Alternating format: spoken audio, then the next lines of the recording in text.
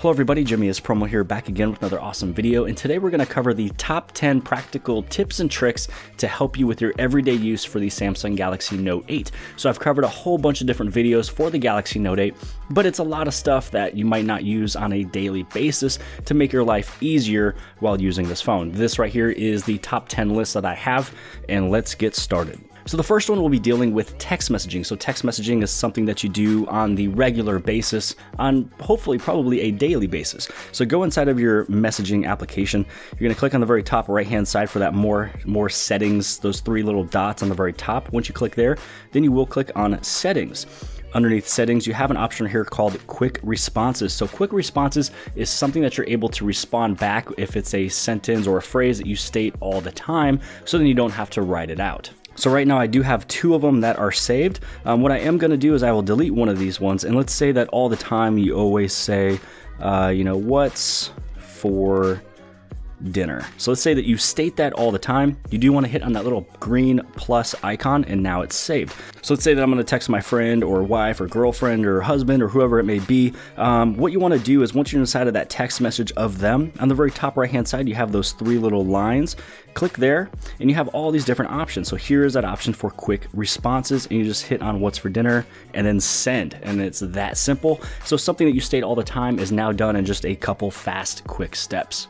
Now, tip number 2 is going to be in the same realm of text messaging, but I do love this one just a little bit more than the quick responses. So when you're inside of a text message, make sure you go into your settings on the very bottom. It's right next over into the space bar. If you don't see the little settings icon, just press and hold whatever that icon is. It could be the mic or it could be really anything else. Once you hit on settings, it will always stay as settings until you switch it again. So there's an option right here where you can either turn on or off predictive text, but on the left hand side, if you're to tap that little box, you have an option for text shortcuts. Now this one is pretty sweet and amazing. Let's say that if I wanted to say, if I say I love you all the time, if I just write the word love, then it'll actually write I love you in replacement of that. Again, as you noticed from before, I say on the way or on my way all the time. If I just put an O, then it'll place it in there. If I want to put the word email, it's going to place my email in there. So if you state your email to a whole bunch of different companies all the time, then you'd be able to just write the word email and it'll replace it for you. So you can either go inside of there and delete more, or you can add more. So here is a shortcut. So let's just say that I'm going to use the letter J, because J is something that you wouldn't normally type in a keyboard, meaning J, and that's it, and you hit the space bar. So right here, what's going to happen if I just write the letter J, then it'll be Jimmy.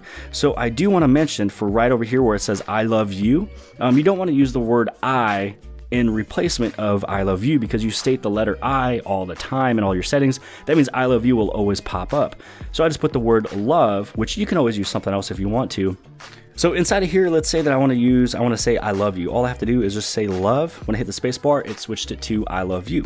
Let's say that I needed to put in my email. If somebody wants my email, just once I type the word email, then it's going to pop up as jimmyispromo@gmail.com. The one we just got done doing, which is the letter J, it'll come off as Jimmy. But let's say that you wanted to use the word love without having I love you pop up. Then all you have to do is hit on love on the very left hand side for predictive text, and now it will not change it for you. So tip number 3 is going over into your notifications panel and swiping it down one more time for all of your different settings shortcuts. And so a lot of times you might not go over inside of here and change the little order around, but it's probably a good thing to do, because you don't want to have something on your second page if it's something that you use all the time. So you want to pull this down 2 times, hit again on that little 3 dots up there, which gives you more options. This is where you can change the button grid. So this is what I would probably change first. You do have a 3x3, a 4x3, and a 5x3, but I wouldn't probably do the 3x3, because then you're just going to go through all these different screens and pages when you could just have it all in one little quick little page for you, and it's going to be much easier and quicker to use. Again, on the very top again, I'm going to go over into button order, and then this is where you'd be able to kind of move these around. So if you want your blue light filter to go over into the other page, you would also be able to do that. So here's this little empty dish. I'm going to move it down here. Maybe my edge lighting will move up here. So that's how you'd be able to kind of change some of these out if there's other ones that you use more than often. So this little NFC option, I'm going to place it right over here. I'm going to move over my do not disturb. I'm actually going to place it down here as well. And then this way I'd be able to take the do not disturb and I can bring it right back up over here. So then now everything I have on my main front page is something that I use all the time, and you just hit on done, and then now you're good to go. Now this next one is pretty nice. This is where you'd be able to have your phone stay unlocked, but just with a little simple swipe as you are at home. So more than likely you might not want to do this at work or any other public location, but when you are at work, more than likely everybody who is at your home you do trust, and you don't think anybody's gonna get in your phone and do anything mean or bad or snoop around or whatever the case. So for me, when I'm at home, I'm perfectly safe and fine, and if my little dude wants to get into the phone, all he has to do is just swipe it up and he doesn't have to unlock it. But it's perfectly nice for me when I'm at home because I am the one who primarily touches this phone, so I don't have to use my fingerprint or iris or password or PIN or anything. I just give it a simple swipe and then I'm able to get into my phone. So how you're able to do that is pulling notifications panel, click on the settings icon. You're going to scroll down to where it says the lock screen and security, and then you're going to go over into smart lock. And so with smart lock, I do have to put in my PIN or the credentials to get into the settings first off. Now inside of here you have a whole bunch of different ways you'd be able to unlock your phone in terms of the smart lock. So it's all going to work the exact same way, which is just a simple swipe, as long as you are either at a trusted device. If you're Bluetooth to maybe a speaker at home, it will be able to stay unlocked for you without having your credentials. It just takes a simple swipe. You can also do it with a trusted voice, and then here is the trusted places. With the trusted places, when you choose that one right there, this is where you'd be able to add a trusted place, or you can just pick it up more than likely right where you're at. And so you can add more places if you want to, but I have mine just set up for the home because I know every time I come home, my phone is perfectly safe. It's in good hands no matter who is around it at my house, and I'm able to just simply swipe and get out. This next one, we're going to move right back over into the keyboard and text messaging, and this one's pretty fun if you're somebody who's really bad with birthdays, or if you wanted to be the first person to say happy birthday to somebody, but you can't stay up until midnight or maybe 1 a.m. So on the very top right-hand side of the person you're talking to, so I have mine set up for random right now. On the very top, you're going to see the option for schedule message. Now, I do want to mention if any of these settings are a little different from what you have, it probably depends on the carrier. So this one's actually an unlocked version phone that is on the AT&T network. And so now you'd be able to schedule it out, but you have to make sure that you're about 6 or 7 minutes out from when you're trying to send it at that moment in time. So if I was to try to get it to send in just a couple minutes, it won't work because it does have to be 6 minutes later than the time of right now. So let's say we want to do it for tomorrow, and we're going to move it right back over into probably the 1 a.m.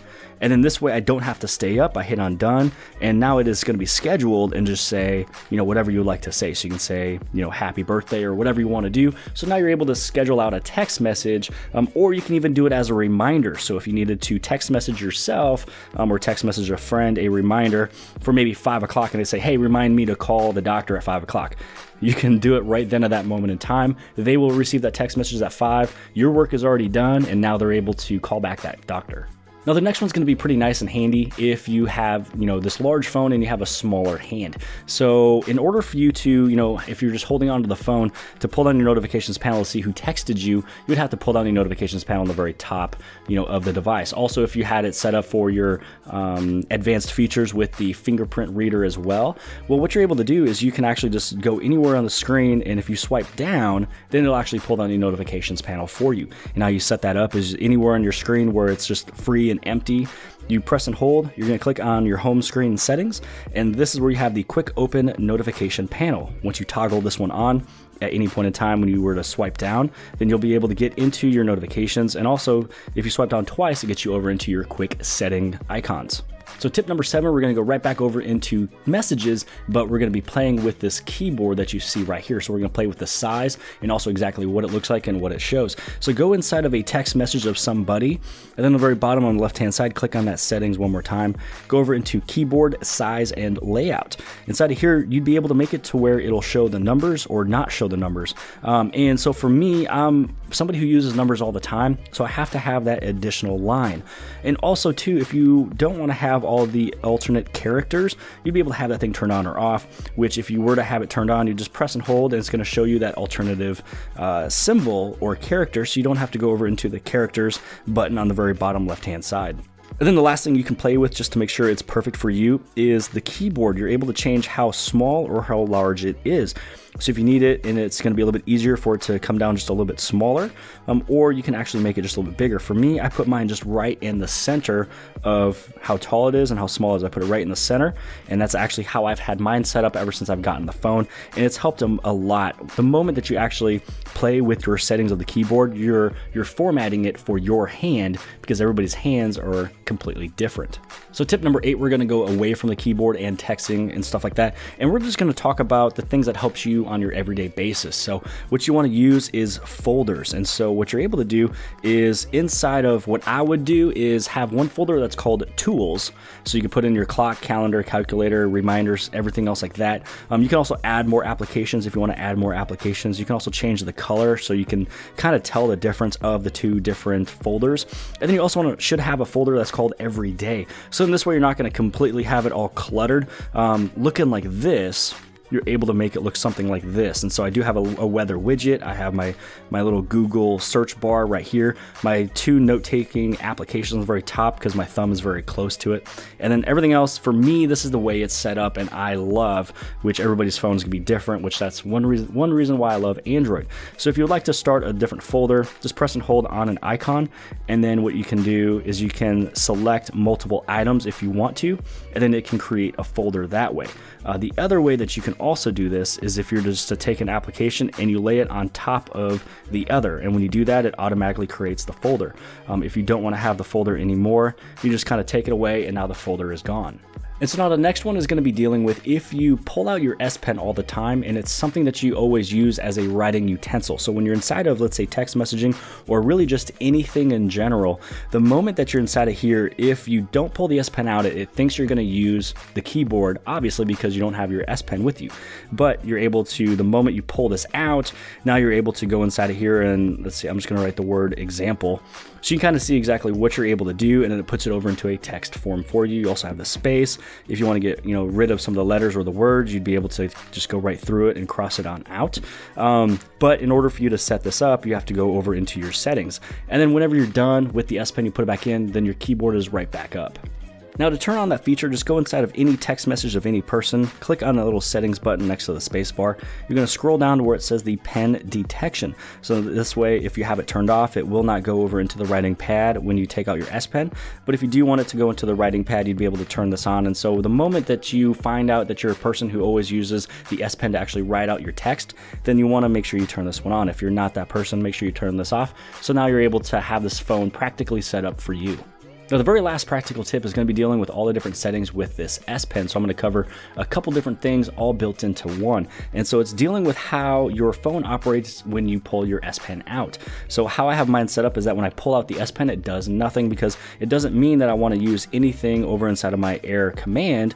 Maybe I just want to use this S Pen to kind of scroll around my screen, open up all these different applications and everything else. Also, if I do want to open up my Air command, you just hit on that little floating icon, or you just hit on your S Pen button as it's floating over the screen.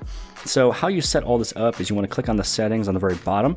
What I do mention to turn on is going to be Air View. So Air View is perfect for when you get text messages. You'll be able to hover your S Pen over a text message. It's going to give you more information. You'd be able to also hover over albums and a whole bunch of other things. And if you wanted to, you can also hover on the very bottom. It'll also scroll down a screen, or you just hover over the arrow, it'll scroll up without you even touching the phone. So Air View is something that does help you on a day-to-day basis. Also the direct pen input. So this one's pretty nice because at any point in time you run into a situation where you're able to either write or state something. If you just hover the S Pen, you're going to see a little icon on the very top. So let's say that we go over inside of Google. On the very top, you can see I can hover over inside of this area where I'm able to type. And this little direct pen input icon on the very top, once you click that, you're going to come up right over here. And let's just say I want to type in the word Google. Now it's going to pop up right away and instantly. So this is where you'd be able to go over into your direct pen input to start writing anything and everything. One of the things I mentioned was keeping the floating icon there, and you are able to move this anywhere and everywhere, and you can also remove it. And then when you remove the S Pen again, it will come right on back. So I usually have mine set up right over here just so I know exactly where it is at. This is what I talked about from before. When the S Pen is removed, what do you want it to do? Open Air Command, which is this popping up instantly, or you can create a note, or you can do nothing. So I have mine set up to do nothing, so that I'd be able to do almost anything I want with the S Pen without something happening. Now that one other option that you had there other than the air command is to pop up notes. So one of the fast ways you'll be able to pop up a note is find your little button on the S Pen, press and hold, and then you just double tap on the screen at any point in time. Now you're able to write down your notes. So instead of air command popping up the moment you pull out your S Pen, you'd be able to just open it up this way. And if you do want your notes to open up at any point in time, you'd be able to set that setting up. But for me, it's as simple as pressing and holding and then double tapping, and then now I've got my notes. And so I have really much everything at my disposal to open up anything I want it to do. But a lot of times I just pull the S Pen out and I just kind of rummage through, go into YouTube, pretty much anything and everything with the S Pen. So it doesn't have to do something when I pull it out. So I hope that you guys have liked this video. Make sure you guys go below the video, hit on the like button. Also hit on subscribe if you have not subscribed already. Make sure you share this video with all your friends and family and all your social medias, Twitter and Facebook. You can also be able to subscribe right over here by hitting this button, the little red circle over there. And outside of that, I will see you guys later.